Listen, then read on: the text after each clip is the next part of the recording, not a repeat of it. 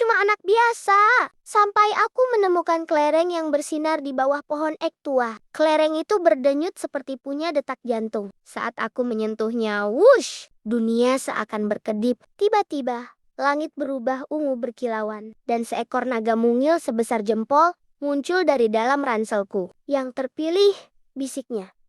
Belum sempat aku menjerit, tanah terangkat seperti ombak.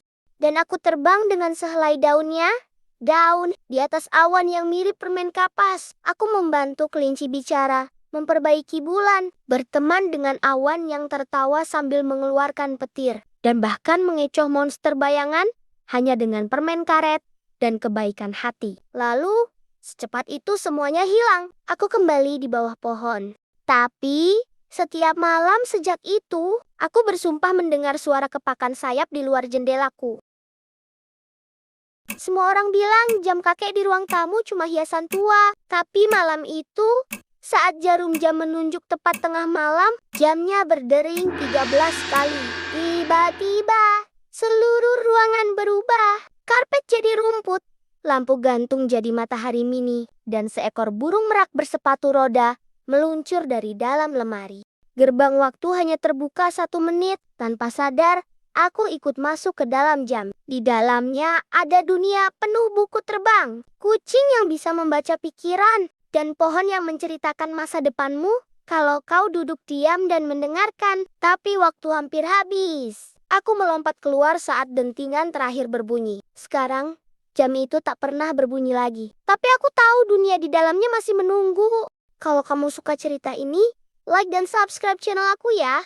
Tangga di dalam laci. Aku cuma mau ambil pensil dari laci meja, tapi ada suara ketukan dari dalam. Saat aku buka, bukan pensil yang kutemukan, tapi tangga kecil yang turun ke dalam cahaya biru. Aku turuni pelan-pelan. Di bawah sana ada dunia lain. Langitnya penuh bintang siang hari. Seekor ikan mas melayang di udara, memakai helm astronot. Ayo ikut, katanya. Festival cahaya mau dimulai. Ada kembang api dari kupu-kupu, es krim menyanyi, dan pohon-pohon berdansa. Aku naik wahana yang meluncur lewat pelangi dan mendarat di atas awan marshmallow. Tapi suara ibu memanggil. Aku cepat naik kembali lewat tangga laci. Sekarang lacinya cuma berisi pensil. Tapi kadang aku masih dengar suara musik dari dalam. Kalau kamu suka ceritanya, jangan lupa klik like, tulis komentar, dan subscribe ya. Tulis juga di komentar, kamu mau aku ceritain dunia ajaib seperti apa lagi? Mungkin ada pintu ke dunia permen, atau sepeda yang bisa terbang. Sampai jumpa di cerita berikutnya. Topi yang bisa berpikir. Aku nemu topi aneh di toko barang bekas. Warnanya ungu tua, ada bulu burung phoenix di pinggirnya. Tapi yang paling aneh, topi itu bicara. Kalau kau pakai aku, pikiranku akan jadi milikmu, katanya. Iseng, aku coba pakai dan langsung zap. Aku tahu cara berbicara dengan lebah, menyelesaikan soal matematika super sulit, bahkan bisa menebak isi tas orang lain. Tapi lama-lama, pikiranku mulai bukan milikku. Aku tertawa saat sedih, menangis saat senang. Topi itu makin kuat, sampai akhirnya aku bisikan, aku ingin pikiranku kembali. Topi itu diam sejenak, lalu melayang turun dan menghilang jadi debu. Sekarang aku tahu, tak semua yang pintar patut dipakai. Kalau kamu suka ceritanya, jangan lupa klik like, tulis komentar, dan subscribe ya. Sampai jumpa di cerita berikutnya. Payung penjelajah waktu. Aku nemu payung tua di gudang nenek. Gagangnya dari kayu berukir, ujungnya bercahaya lembut. Waktu aku buka, angin berputar kencang di sekelilingku. Tiba-tiba aku berdiri di jalanan kota, tapi semuanya hitam putih. Orang-orang pakai topi tinggi dan naik kereta kuda. Aku telah pergi ke masa lalu. Aku coba tutup payung zap. Aku muncul di masa depan. Mobil melayang, robot menyapu jalan, dan semua orang bicara lewat hologram. Aku pindah-pindah. Zaman cukup dengan buka tutup payung. Aku ke zaman dinosaurus. ke zaman kerajaan, bahkan ke masa di mana semuanya diam dan tanpa warna. Tapi saat petir menyambar, payungnya sobek. Aku buru-buru buka tutup terakhir. Sekarang aku kembali. Tapi jam di rumah nenek mundur 1 menit setiap 5 detik. Kalau kamu suka ceritanya, jangan lupa klik like, tulis komentar, dan subscribe ya.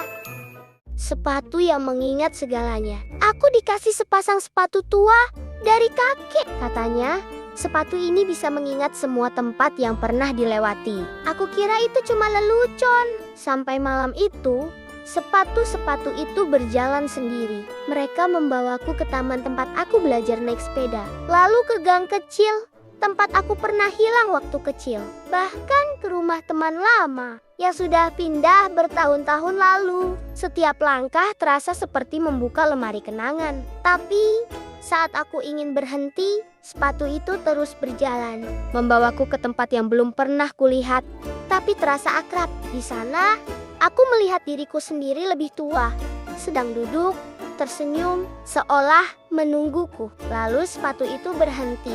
Sekarang, aku simpan mereka di bawah tempat tidur. Kadang, aku dengar mereka berbisik. Tapi, aku tahu mereka cuma menunggu kenangan berikutnya. Kalau kamu suka ceritanya, jangan lupa klik like, tulis komentar, dan subscribe ya. Tulis juga di komentar, kamu mau aku ceritain dunia ajaib seperti apa lagi? Sampai jumpa di cerita berikutnya. Koper yang bisa mimpi.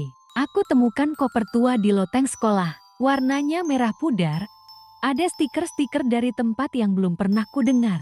Saat aku buka, isinya kosong. Tapi malam itu, koper itu bergerak sendiri. Saat aku tertidur, koper itu terbuka dan mengeluarkan mimpi. Dari dalamnya keluar awan berbentuk kereta. Kura-kura terbang dengan pelindung pelangi. Dan planet-planet kecil yang saling tertawa. Setiap malam, koper itu bermimpi hal berbeda. Kadang lucu, kadang aneh, kadang indah banget sampai aku nggak mau bangun. Sampai suatu malam, aku membuka koper itu saat sadar. Dan aku melihat diriku sendiri masih tertidur, masih bermimpi dari luar. Sekarang koper itu terkunci. Tapi aku masih bertanya-tanya, kalau aku yang di sini sadar, siapa yang masih bermimpi di dalam? Toko yang hanya muncul saat hujan. Aku pertama kali melihat toko itu saat hujan deras. Di sudut jalan yang biasanya kosong, tiba-tiba berdiri sebuah toko kecil, penuh cahaya hangat. Pintunya dari kaca, dan di atasnya tertulis, toko barang yang pernah hilang. Begitu aku masuk, suara hujan langsung hilang. Di dalamnya, ada benda-benda aneh. Satu kaos kaki kesayangan, foto yang pernah hanyut, bahkan suara tawa yang pernah hilang. Pemilik tokonya adalah kucing tua berkacamata, duduk di belakang meja kasir. Apa yang kamu cari? Tanyanya. Aku bilang, entah, mungkin sesuatu yang belum aku tahu hilang. Dia menyerahkan sebuah botol kecil berisi cahaya hangat. Kamu kehilangan rasa berani? Katanya, ini milikmu. Begitu aku keluar, toko itu menghilang tertutup hujan. Sekarang setiap hujan turun, aku menengok ke sudut jalan itu, tapi toko itu hanya muncul saat aku benar-benar membutuhkannya.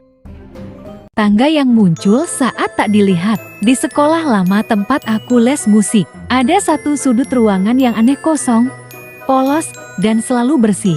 Tapi suatu hari, saat aku sendirian dan membalikkan badan, tiba-tiba muncul tangga. Tangga kayu sempit, menempel ke langit-langit yang tak pernah kulihat sebelumnya. Aku coba lihat langsung, hilang. Tapi kalau aku membelakangi dan berjalan mundur, tangga itu tetap ada. Aku naik satu anak tangga. Lampu mati. Satu lagi udara jati dingin. Naik terus. Dan aku tiba di ruang yang penuh cahaya emas.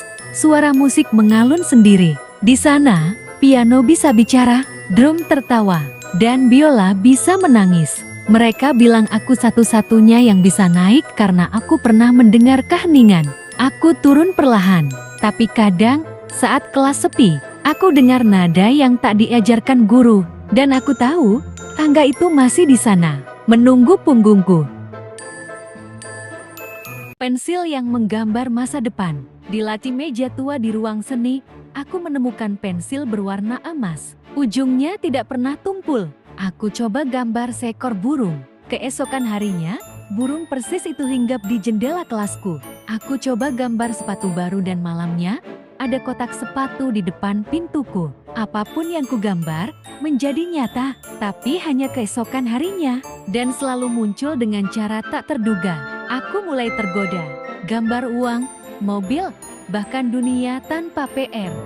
Tapi suatu malam, aku tak sengaja menggambar awan gelap besar. Dan pagi harinya, hujan badai merusak sekolah. Aku sadar, pensil ini bukan mainan. Ia bukan untuk keinginan, tapi untuk harapan. Sekarang aku menyimpannya di kotak rahasia. Hanya kugunakan saat aku ingin menggambar sesuatu yang benar-benar berarti. Cermin yang menyimpan bayangan. Aku nemu cermin kecil di pasar loak. Bingkainya dari perak tua, kacanya agak buram, tapi aku bisa lihat bayanganku jelas. Sampai suatu malam aku sadar, bayanganku tidak bergerak bersamaku. Saat aku senyum, dia tetap diam. Saat aku pergi, dia masih di sana, menatap balik dari cermin. Lalu dia mengangkat tangannya dan menulis kabut di permukaan kaca. Tolong aku. Dengan jantung berdebar, aku sentuh cerminnya. Dan zap, aku masuk ke dunia dalam cermin. Semuanya terbalik. Langit di bawah tanah di atas. Warna-warna jadi aneh. Dan waktu berjalan mundur. Bayanganku ternyata adalah versi diriku yang pernah hilang. Saat aku takut jadi diri sendiri. Kami bertukar tempat sebentar. Dia membantuku ingat siapa aku sebenarnya. Sekarang aku kembali. Tapi cerminnya masih kosong. Kalau kamu suka ceritanya, jangan lupa klik like, tulis komentar, dan subscribe ya.